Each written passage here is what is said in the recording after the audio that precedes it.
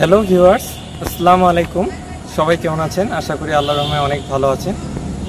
আজকে আপনাদের দেখাতে নিয়ে এলাম দিনাজপুর স্টেডিয়াম। দিনাজপুর স্টেডিয়ামটি দিনাজপুর সেন্ট ফিলিপস স্কুল, মানে আমার স্কুল থেকে 200 মিটারের মধ্যে অবস্থিত। আর দিনাজপুরের 0 পয়েন্ট থেকে হাফ কিলোমিটারের মধ্যে দিনাজপুর স্টেডিয়ামটি অবস্থিত।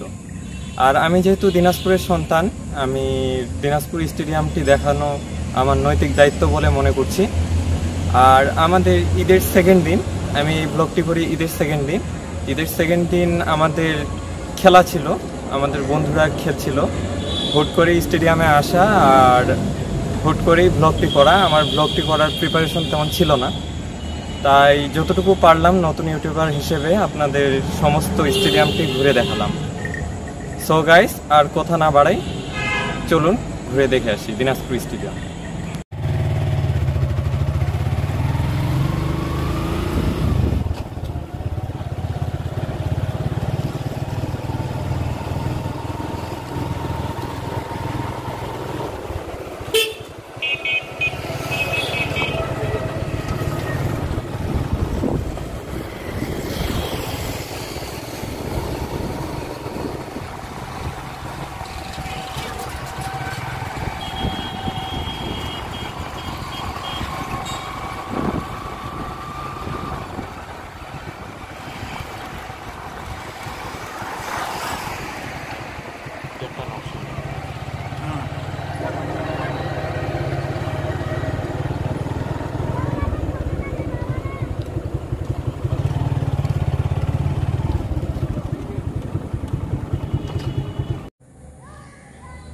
গাইস, আমরা চলে এলাম দিনাজপুর স্টেডিয়াম।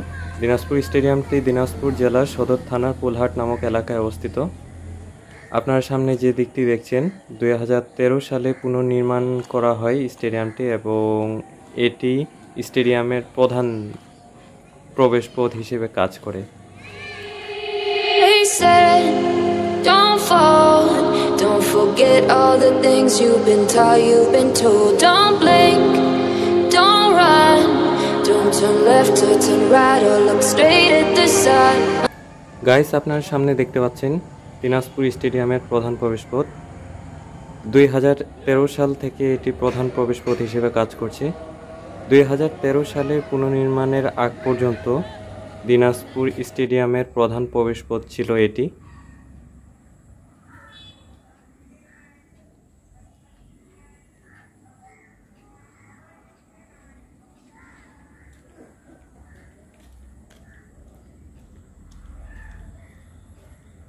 আমরা এখন চলে যাব স্টেডিয়ামের ভিতরে, এবং স্টেডিয়ামের ভিতরে গিয়ে আপনাদের সম্পূর্ণ স্টেডিয়ামটি পূর্ণাঙ্গভাবে ঘুরে দেখাতে চেষ্টা করব।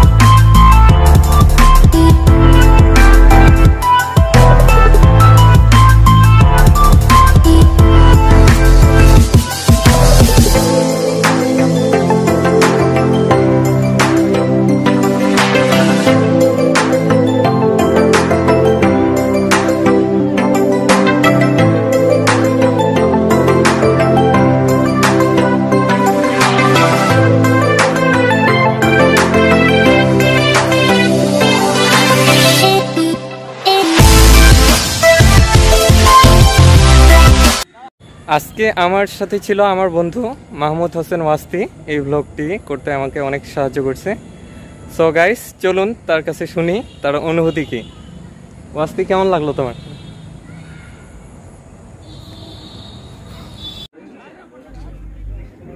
গাইস, আরেকটি কথা, আপনাদের বেশি বেশি লাইক, বেশি বেশি ভিউ, বেশি বেশি শেয়ার আমাকে সামনে এগিয়ে যেতে সাহায্য করবে। সো গাইস, আপনারা বেশি বেশি করে শেয়ার করবেন এবং লাইক এবং সাবস্ক্রাইব করে আমার পাশে থাকবেন। সো গাইস, আজ তাহলে এই পর্যন্তই।